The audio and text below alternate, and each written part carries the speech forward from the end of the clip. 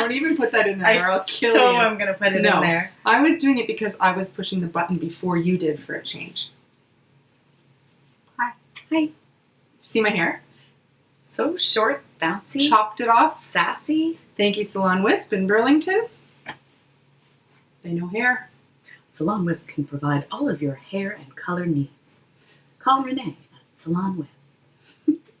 Salon Wisp. Are we going to do a jingle for them now? Yeah. Can you imagine? Renee, you didn't know this, but we're working on a jingle for you. It'll sound a lot like that entry. Salon Wisp. Ding, ding, ding. Terrible. We have the worst, weirdest intros because we're usually giddy from something else or we've just been doing other work and we're not in the zone. I'm feeling very zen today. That's good. I like being able to talk into the mic. Hello. Hello. Hello. No, that makes me think of Saturday Night Live when they're doing the NPR spots and they go, hello, into the microphone. No? I was going to say something I inappropriate, know, don't say and it. I didn't. Look at me. The Alec Baldwin. Yeah. Yeah. Google it. We're not talking about it on here. It's inappropriate. Now I'm going to play with my bangs like you do because I have my bangs back. They just didn't. They're never where I want them to be. It's humid. I'm excited for fall this year. Always. I'm usually I like to eat up summer, but I'm tired of being hot.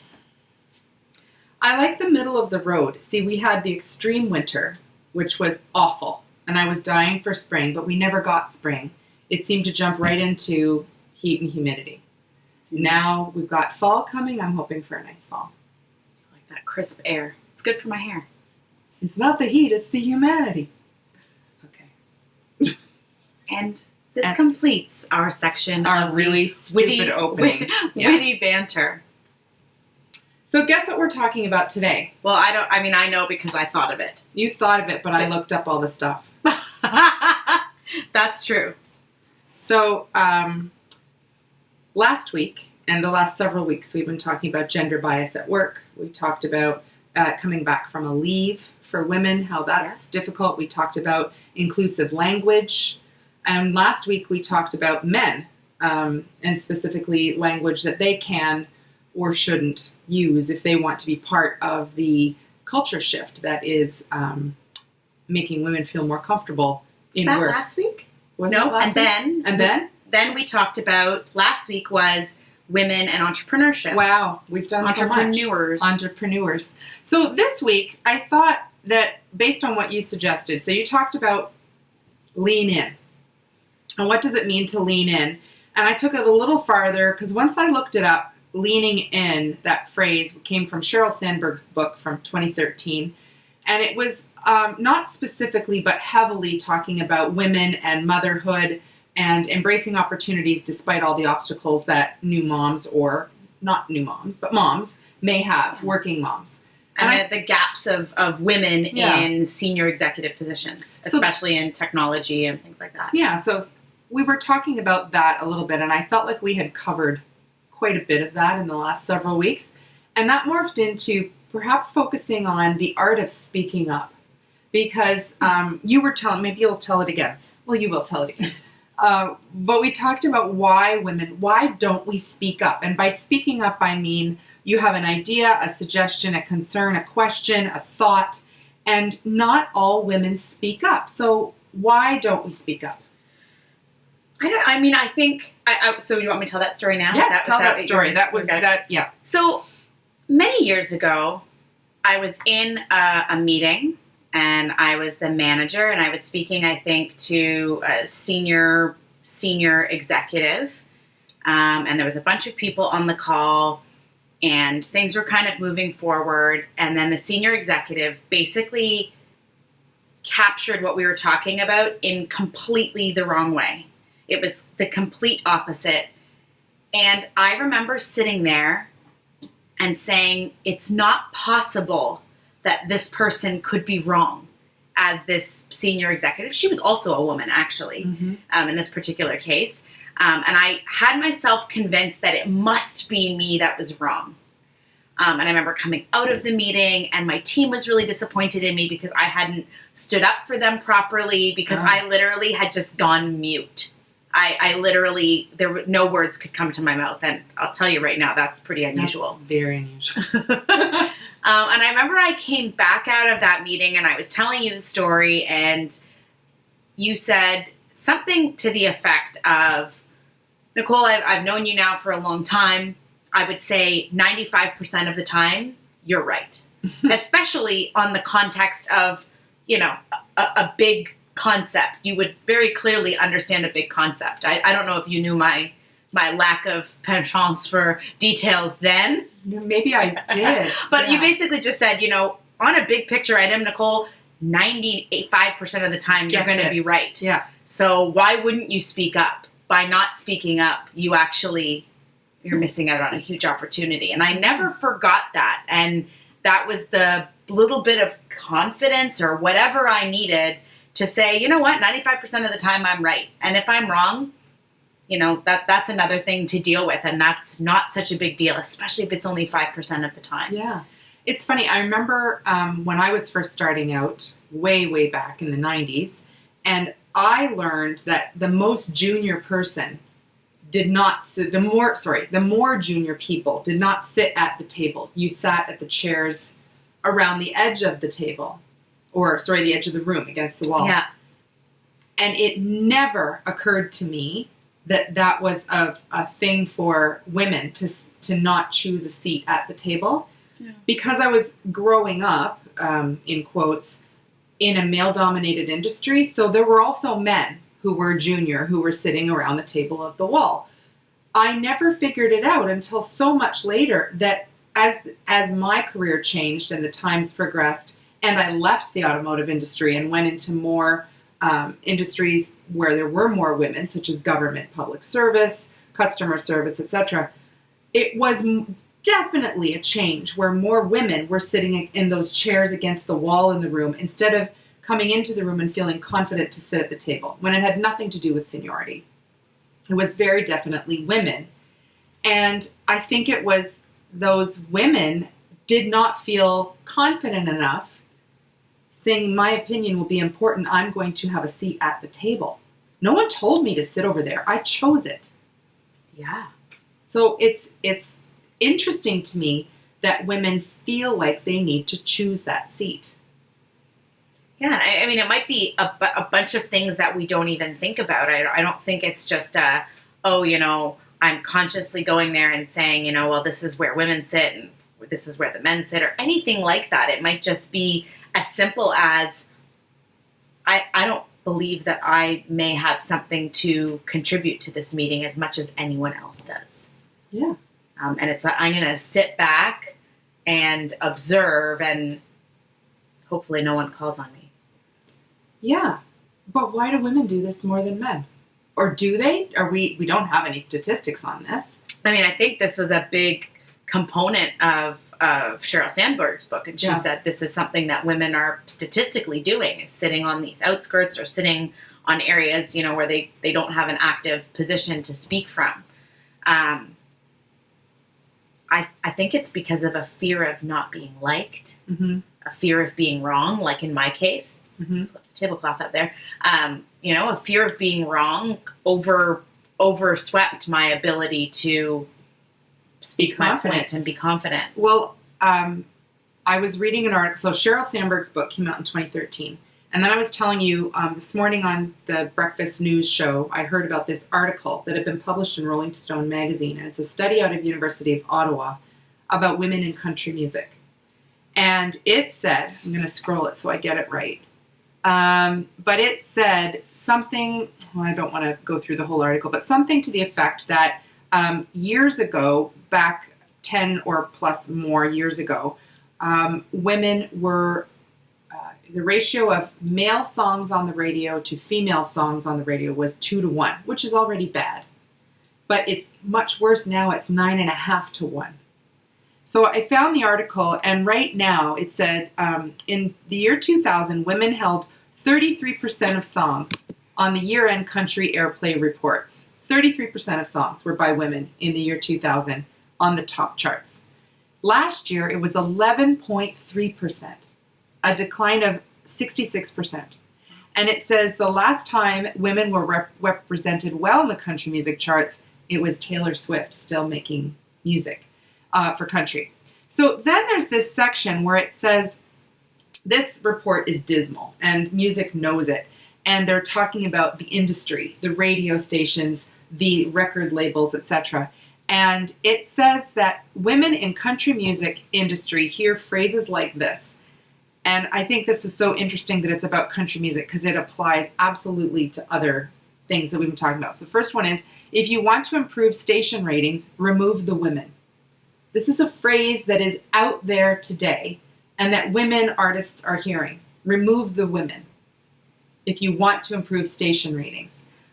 Country radio is principally male format. Women are not financially viable. Women don't have as many hits.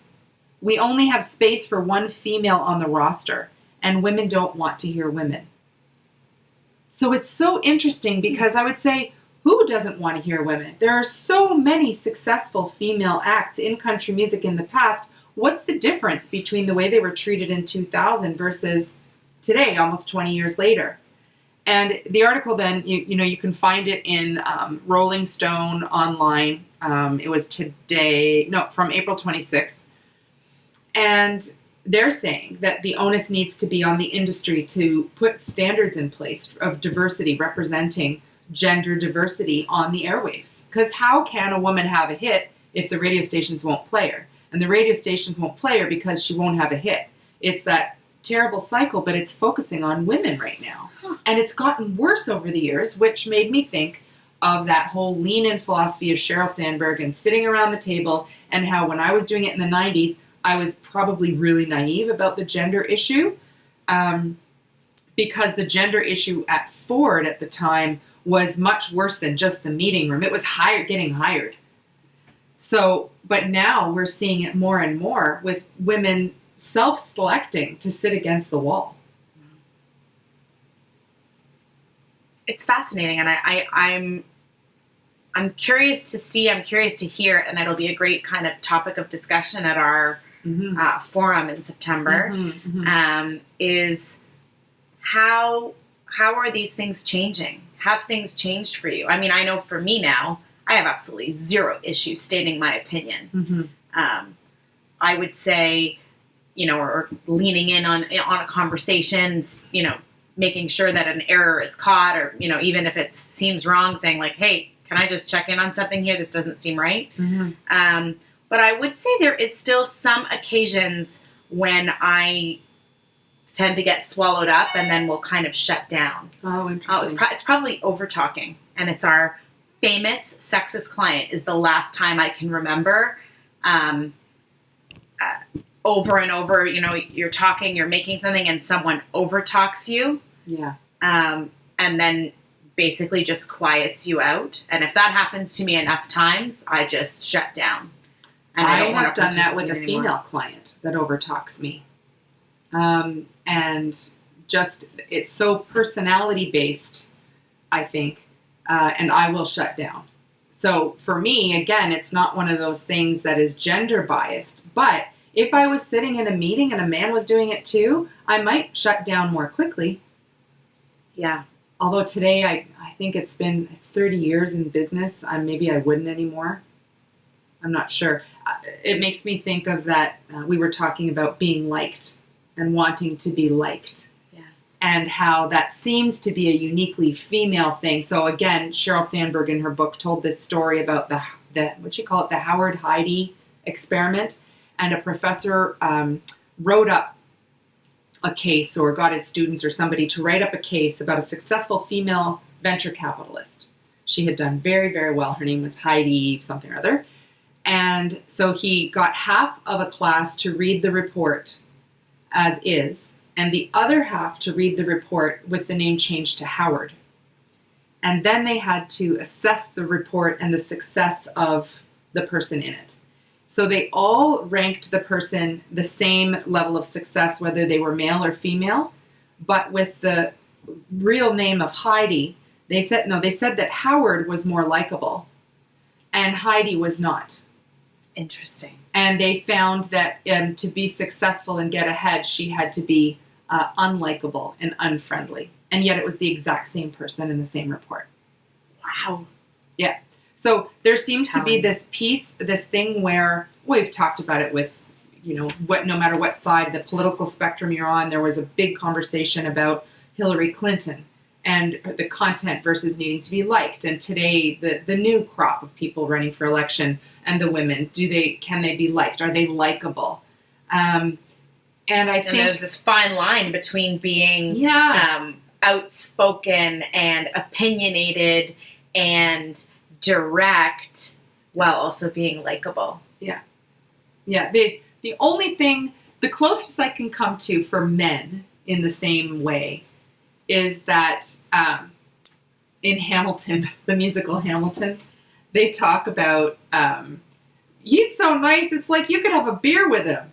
Like what a guy. These guys are running for president. Yeah. Aaron Burr and Thomas Jefferson are running for president. You could have a beer with him. And it was very much like Obama, where he said he was a real bro. You could have a beer with that guy. That's as close as it comes that I could find where people said they were likable. Because otherwise they don't much care if the guy is likable. I mean, he has to be a bit smooth these days in, social media and all. Do they? I don't know. Well, let's not get into politics. But yeah, the content versus likability. And I think, again, I have no statistics. I feel like more women want to be liked. And so they are careful in how they choose their words, which is important. Don't get me wrong. I think people should be careful how they choose their words and what they say. It's when it's to extremes. Yeah. We were talking about that in one of our earlier episodes of, using this language, if you don't mind, and all these kind of precursors to directive language. And is that a result of wanting to be liked? So trying to use this soft language to trying to be liked. If it's not too much trouble, would it be a problem if you could please go, when you have a minute, if you can, could you go and so, make these comments? Because the women who are direct are a bitch. Well, yeah. There, I said it. You did say it. So, let me poke at that a bit further. So you've got the extremes for a woman. One woman saying, if it's not too much trouble and it's really, it's only if you have time, could you please go make me these copies? Or they're saying, go make me these copies. A man saying, go make me these copies versus, if it's not too much trouble and but only if you have time, can you go make me these copies? Is it the same? Yes. It is the same. It is the same. And while I don't think that anybody should, especially a manager or a person whose role is to delegate, shouldn't be all, if it's not too much trouble, I'm sorry to bother you. That's a little ridiculous and that lacks confidence. I also don't think people should be saying, go make me these copies. I think they should say, if you have time, can you please go make me these copies? Or, if I don't care if you have time, can you please make me these copies? Or like my manager at the Gap used to always say, could you refold the khaki wall? Please and thanks. No, he didn't. Yes. That's like out of The Office. Yes, please and thanks drove me bananas. That's when the Gap had a khaki wall. Is that when the commercials were out for swing dancing? Maybe. Remember the white t-shirts and the khaki pants? 1998 or 1999, I worked at the Gap. I had been working for 10 years already. Yeah. I took my hat to you. Yes, I'm sold. Yeah. So I don't know about this whole thing and this issue. Here's a question with no answer. Yes. Should women be nicer at work? No. We should all just be nice and kind and curious and considerate. I don't think women are sitting there being like, gosh, I really should be nicer at work. I think it's somehow embedded maybe from, years of sexual oppression. Yeah. That we are trying to navigate navigate this senior executive world in a way that we're trying not to get compartmentalized into the bitch or the this or the that. I said it twice. I agree. I think everybody should be nice. No, everybody should be nice. I also think the reality is that women do need today to be nicer if they want to be successful in most industries, not all. And I'm not happy about saying that. I don't believe it's right. I do believe that presidential candidates that are women today are being coached on their smile and their tone because that's the way it is today. And there's the tough part, right? You're having to lean in, speak up, Yeah. do whatever, however you want to phrase it. You're having to do this thing, fighting someone over talking you, fighting all of these things, and then you also have to be incredibly pleasant and nice about it. I know, and it's awful. It is. How do you do it then? So you're working in an organization. Okay, I have some thoughts on this. Tell me. I have some thoughts. So I have been practicing with my particular language to avoid this, if you don't mind, and if it's okay, and this kind of beggy persona that that I tend to get, or saying, and as Canadians too, we say sorry all the time, The obsequious. yes, that obsequious. I've really been trying to be minimalist with my words, and therefore saying it, watching my tone, keeping it in a calm and flat tone, having my who's that woman that writes the etiquette in the newspaper? Ann Landers, Dear Abby. Sure. Having my sure. I think Having my maybe having my P's and Q's. Oh, Emily Post. Maybe Emily Post. Yes. Saying my pleases and thank yous, but not dredging in it. So if I need to, so let's go back in time.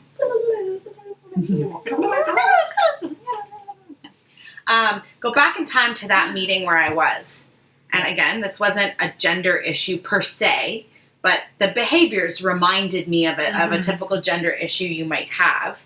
How hard would it have been for me in that meeting where all of a sudden this person had gone completely flip-flopped and just said, can I just jump in for a second? Here was my understanding. Help me understand where the gap is here. Mm-hmm. I think that would have been so easy. And yeah. Was it a lack of confidence? Was it the fact that someone had just kind of steamrolled me? Like, what was going on there? But I think there's really nice ways to speak up, stand up, lean in, and do it with confidence. Well, and you said, can I just jump in? You didn't say, if it's not too much trouble, if we have time, can I just add something?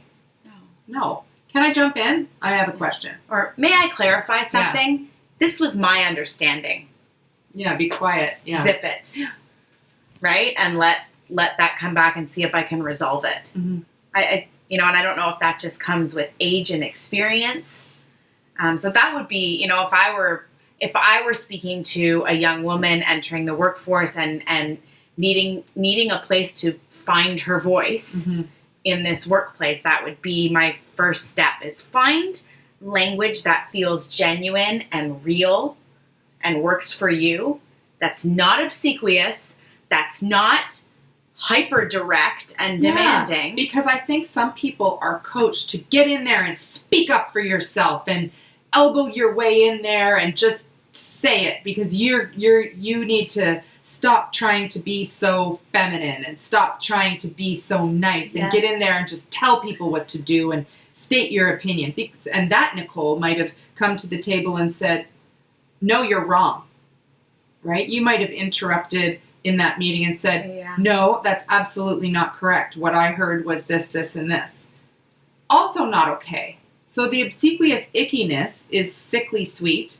The saying nothing is just avoidance. That was the worst and going in and saying, no, you're wrong, is way too direct. And yes, I understand a lot of the toxic male approach might be to go in and go, no, that's wrong. That's also not nice. Men shouldn't do it either.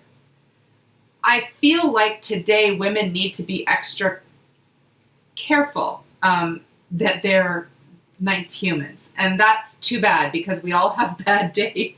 And I think it's getting lost that men also need to be nicer, especially in 2019 when the world is not a very nice place sometimes. I think everybody should. I don't want anybody to think I'm saying women need to be nicer than men. I am not. I am saying that we might need to pay attention because other people are judging us on that. And I also think, based on something you said last week, we need to figure out that language to speak up and role model it as well. Yes. Right? To be able to speak up and say, so when you said that I'm being too nice, right? Yeah. It's something I often think about now. Whenever I have to say something difficult or say something that's making me feel uncomfortable, I always put it through my own head first. Mm. And I was like, what if someone was saying this to me? How would I want them to say it to me? And I do this when I'm fighting with my husband, too. Yeah. You know, if I've got to tell him something uncomfortable that I know he's not going to be happy with or whatever, I often just go first and say, okay, how would I want him to say the same thing to me? Yeah. And so how can I say it? Because if I say it the same way I'd want to hear it, it should come out quite well. Yes. It should come out thoughtfully. It should come out kindly. It should come out curiously, whatever that is. Yeah. So that's kind of the lens I really take now, you know, and sitting back and thinking about that meeting, I would say, okay, if I had just said something completely wrong, how would I want someone to interject and try and shift the narrative, so to speak, Sure. right? And that requires a little bit of thinking about how does that person want to hear it. Absolutely. Right? If you're sitting with someone who will never look at you twice, you might need to be a little bit sharper to get their attention. Yeah. But most people want to be, especially if they were wrong, they want to be corrected kindly. Yes, and not be embarrassed. Not be embarrassed by their error. I feel stupid all the time these days. I have things that go in and out of my head because I've got just so many different things going on, and I'll make a really dumb mistake. And to laugh about it is what I want to do. I don't want somebody to correct me and be all nitpicky and, you know, oh, look, you meant this, not that. And then I don't like that. Yeah. But to make a joke out of it, because I do need to be corrected, no, you didn't mean this, you meant that. Or did you actually mean tomorrow or did you mean next Tuesday? Yes. You know, there's ways to do it. That's interesting. It's often I use this tactic too when I know a few people in my life, what's the word? They tend to kind of overgeneralize and make these big, broad, sweeping, opinionated statements. Mm-hmm. And those really drive me crazy. You know, you'd be an idiot if you thought Yes. X, Y, or Z. And Yes. it's like, oh, I actually thought that. So now you think I'm an idiot? And so I often have a lot of practice in my language to say, you know, things like, what do you think about someone who is in this situation? Does that same lens apply? Yeah. And kind of getting them to slowly shift their mindset rather than saying, no, you're wrong. I'll say, hey, interestingly, I've thought of that, you know, doing that sometimes, you know, does that still apply to me? It's that practice of asking questions so that people will change their thought patterns from being overwhelmingly generalist to being specific. So everybody's stupid who thinks this way. Okay, what about these people? Well, no, not them because such and such. Okay, and what about these people? Okay, I see what you're saying, you know, and that gets them to be able to have a conversation. And that is such a goal because sometimes you can't. Sometimes there are people who I think they're deep down, they're just angry people and they can't, nor do they want to have a conversation like that. In which case, that's this whole thing about balancing directive language versus polite, socially acceptable, kind language. Sometimes you do need to be direct. Absolutely. Because that person is only going to hear direct language. Absolutely. I mean, that's not my greatest, you know, skill set. That's one I have to always practice. Yeah. But it's that, you know, do you want to be liked? Yes, you want to be liked. More than that, do you want to be respected? It's that whole thing of, do you go to work to get liked by your entire team if you're a manager? Do you just want them all to like you? Because then you just give everybody go home early on Fridays, even if the company doesn't say so, and you buy them pizza and coffee all the time and let them call in sick, on Mondays and don't check into, you can do all I those struggled things with to be that. liked. I struggled with that as a new manager. Yeah. I needed to be liked by everyone, and that is exhausting. Yeah. But to be respected means you're calling people on stuff and you're doing it in a kind way. You're not embarrassing people. Yeah. You're correcting in private, praising in public, that whole sort of thing. Yeah.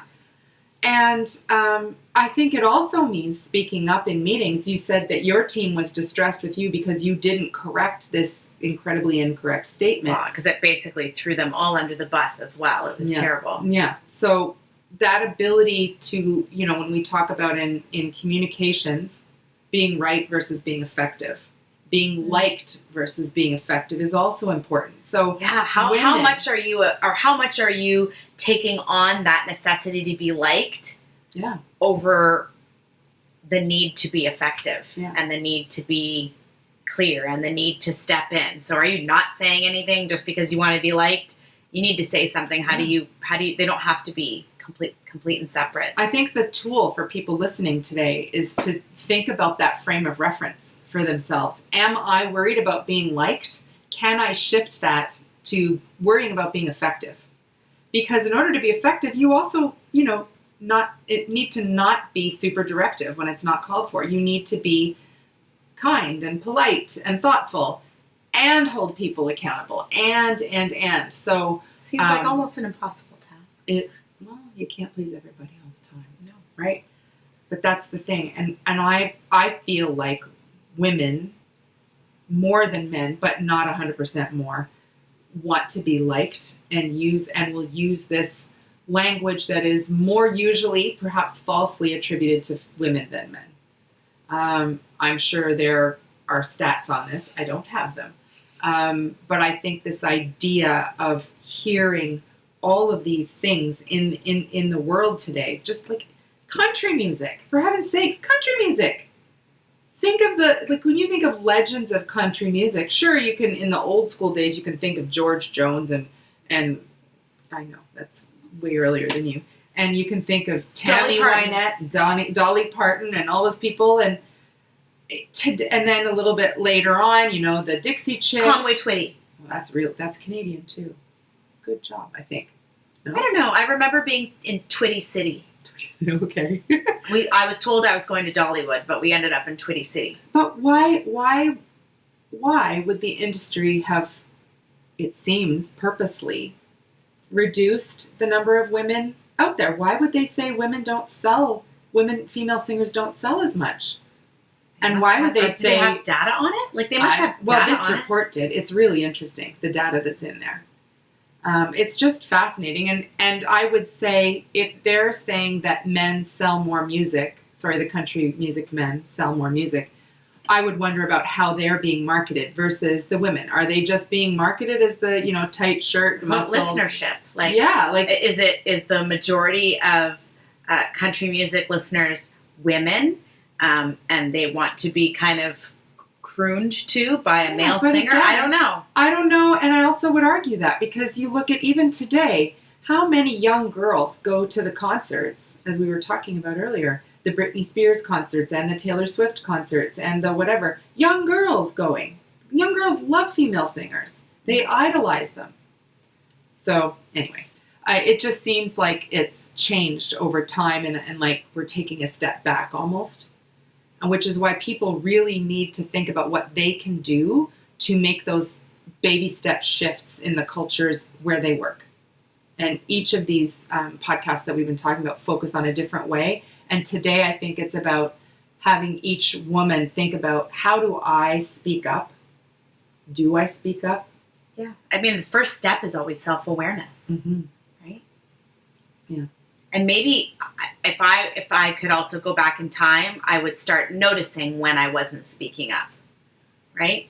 Mm-hmm. Why didn't I speak up? What was the scenario? What was that person's personality type? And what kind of, if they had a really highly directive language style, that probably scared me. Yeah. And I don't respond well to that, and I don't know how to emulate that. So I think for me, I was, I was scared to come back with anything because I did not have that same direct, confident style. Well, because your experience was with extreme directness, which is rude. Yes. Right? Think of the sliding scale. That's just because you know who that was. I forgot about that. But yes, no, but there is. I think it's a sliding scale. I think it's on one side. I think it's that sickly sweet obsequiousness, sucking up to people, cloying ick of sycophants. Yes, and on the other one, I think it's rude, bullying behavior. That would be my scale of direct language, and there's a balance. Finding in the middle. I feel that people's default style should be of being kind, polite, using, I should say socially acceptable norms, but I won't because socially acceptable norms today are not very good. Yeah. But kind, polite, and role model the behavior that you want back. I think that's my number one mantra in my life right now. You're awful. But again, they're not listening. Because awful people will role model awful behavior. I guess what I'm saying is I role model the behavior I would want to hear if it was me on the other end. Yeah. And I use myself as a lens. And I guess I probably, that's probably easy for me because I tend to be sensitive, or I have that preference for feeling if we're talking about our MBTI. So that my initial gut always goes to how will people think about this and how will people perceive that. I want to challenge that a little bit, though, and we've talked about it before. Do you want to role model so that people talk the way you should, the way you do, or do you want to role model the behavior that you think the team needs? And the reason I say that is that I don't think that you necessarily want people to all talk like you. But I do think you want people to find their own voice, but to be respectful and kind and whatever. I definitely, I guess I don't want people to speak exactly like me. That's not my intention, but to take thought in how they would want to hear that same type of news or that same, and maybe, if they're a super direct analyzer, thinking style personality, they might say, oh, I don't care. Just tell me what it is. I don't get offended. I don't get upset. I don't get whatever. I'll just tell you back how it is too. Yeah. So I guess what that means is, really thinking about your recipient and how they might take that information and just take that into consideration. Yeah. And when you layer gender on top of that and the realities of today, women need to think about how that sounds. And unfortunately, I'm sorry. Everybody, I'm really sorry. But you do. I'm so sorry. I hope it doesn't bother everybody that I'm saying this. But it's just a truth. Be more aware of it. Be more aware when you need... truths. Ruth truths. Be more aware of when you need to be direct, too. Because if you're sitting around the table with a whole bunch... You're the only woman at the table, and you're going to go in there and potentially be all soft at this end of the scale... Does it mean you need to go to the other end of the scale and be awful? No, it doesn't. But you do need to know when to stick up for yourself and how to do that in an effective way. So being right versus being effective. You need to be effective. And you need to listen to that audience. And you need to role model it, like you said. Because I think that's the only way to affect change. And if you can't affect it in layers of leadership higher than you, you can affect it at your peer level. Absolutely. And your team. Yeah. As well. You can say, this is how we talk in this team. And this is how we treat any gender in this team. Everyone is the same. I don't care what gender you are, male, female, or other. Don't care. Everyone is treated the same way. And that is the way to make the shift. And then that whole discussion of, getting more women in country music or more, it's the same as getting more women at the executive table, more women hired wherever. You need to have mandated diversity representation. So, and then once you're there, you need to then be nice about it. I have a fake crocodile smile for those of you who can't see me. Oh, yes, you have to be nice. Yeah. Yeah, so that's the art of speaking up. Very easy. And we'll see you next time. See you next time when we have another scintillating topic. We'll decide what it is before then. Until next time. Bye. Bye.